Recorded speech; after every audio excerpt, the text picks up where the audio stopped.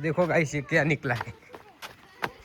वर्षियाला में एक जनावर निकला है। देखो ये गाइस, ये अजगर का बच्चा है, छोटा ही है लेकिन बड़ा नहीं है। ये देखो गाइस, उसको फफूडा बोलते हैं। ये फफोडे बोलते हैं, हम तो बोलते हैं अजगर। बोलो बच्चा ही है है। स्नेप राइफल, बोलो कहीं खतरनाक आवे। ये साला काटता है, उसका जहर का फूंक मारेगा तो मानस को पैर हो जाएगा।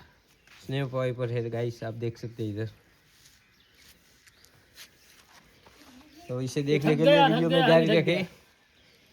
कहाँ से निकला कैसा भाई ये? शुरू जाइयो लेवा जो गई चाहे निकलियो। साला सांप निकला है इससे। हाँ, घर से निकला है, मेरे घर में से।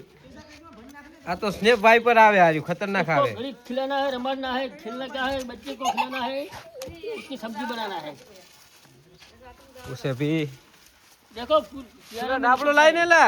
एकदम साला पूरा कर देगा आदमी को, जिसको काटेगा ना हॉस्पिटल भी नहीं जाने देता है साला, इतना जहर आता है इसमें।